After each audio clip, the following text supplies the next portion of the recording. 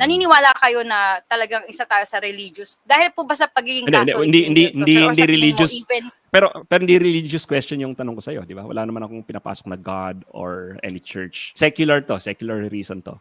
A few moments later. Yung mga arguments na gusto ko, kasi parang hindi mo ginagamit yung religion, parang religion card mo para, di ba? Yung mga ganun. Yeah. So, yan ang narinig ko ngayon na napaisip din naman ako.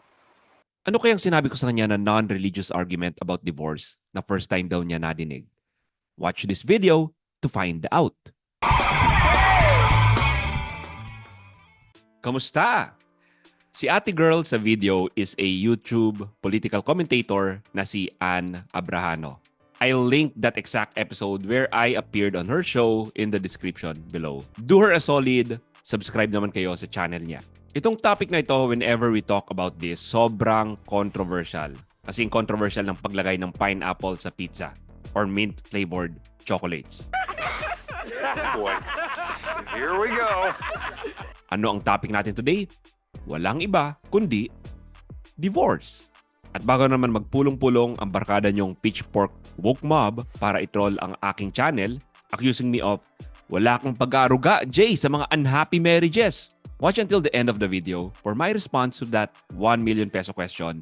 Would you rather I stay in an unhappy marriage or get divorced and be happy?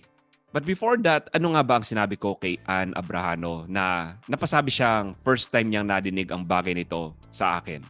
Normally kasi when you hear arguments of the side against divorce, ang ibinabalita lang ng media ay yung mga religious arguments. Just like Jesus taught us. I told Ann na may secular arguments din. And whenever I bring up this argument to anyone, napapaisip din naman talaga sila.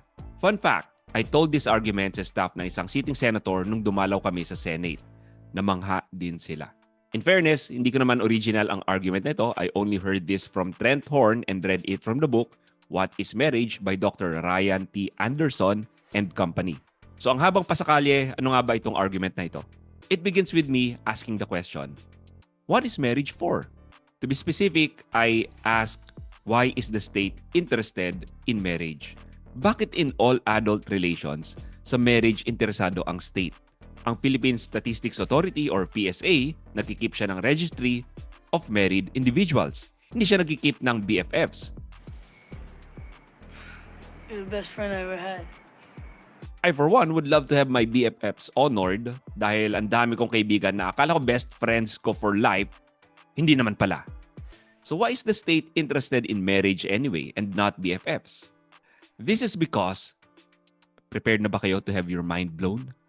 Wait for it. The man and woman coupling can produce babies.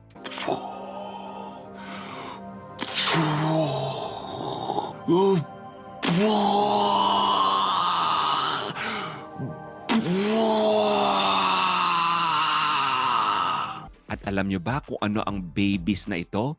They are new citizens of the state. It's in the best interest of the state that their new citizens are taken care of. Ito ang reason kung bakit interested ang state sa institution of marriage at hindi sa institution of BFFs. Dahil kung walang mag-aalaga sa new citizens ng state na ito, which are the babies, hindi magsusurvive ang ating society. Dr. Jennifer Robach Morse, a previous guest of the podcast, praised it the best. The public purpose of marriage is to attach babies to their mom and dad. Dahil kung tayo ang tipo ng organism na nagmumultiply asexually, imagine mo para tayong tapeworm, puputulin lang ang katawan natin, then tutubo na ang kalahati.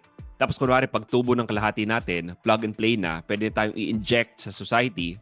And I will rule the world! Kung ganito tayong klaseng nilalang, walang makakaisip ng institution of marriage.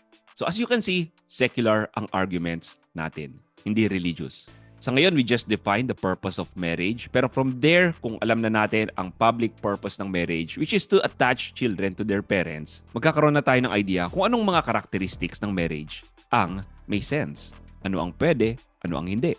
Like we said, the state is interested in marriage because of the new citizens it produces. It helps society survive. Strong families are like the glue that holds society together. When families break apart, para kang nagpapatayo ng bahay na ang gamit mong pandikit ay kulangot. Hashtag gross. Good luck with that. We need to promote strong marriages, not just for the couple, but for the community. Of course, given yung definition kanina, marriage is to attach the kids to their mom and dad. Pwede na rin natin i-rule out ang same-sex coupling for very obvious reasons.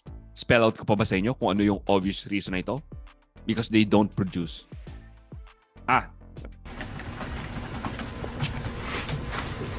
Hello? And then, the permanence of marriage. The reason marriage is ideally for life is because hindi natitigil ang pagiging nanay nyo at tatay nyo sa mga anak na nagawa nyo for as long as they live.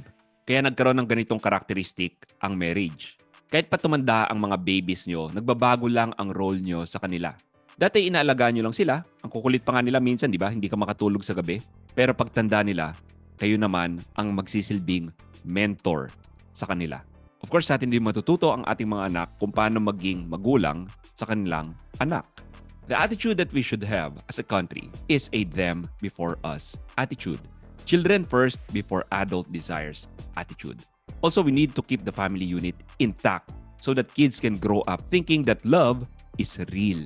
At hindi lang ito isang plot twist sa isang telenovela. ¡La sueltes, te digo! ¡Te parto el alma!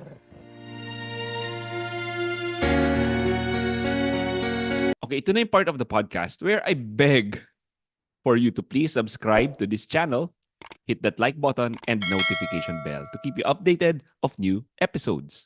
Let me ask you a question. Pro-divorce ka ba? Anti? What are your reasons? And now for that 1 million peso question. Would you rather I stay in an unhappy marriage or get divorced and be happy? As always, dito sa podcast na ito, we look at the studies. And here's one called, Does Divorce Make People Happy? Ayon sa study na ito, 2 out of 3 unhappily married adults who avoided divorce or separation ended up happily married 5 years later. In contrast, unhappily married adults who divorced or separated were no happier on average than unhappily married adults who stayed married. Another study from UK's Marriage Foundation states that the majority of couples who are unhappy when their first child is born are happy 10 years later if they stay together. 27% of unhappy parents who stay together end up extremely happy.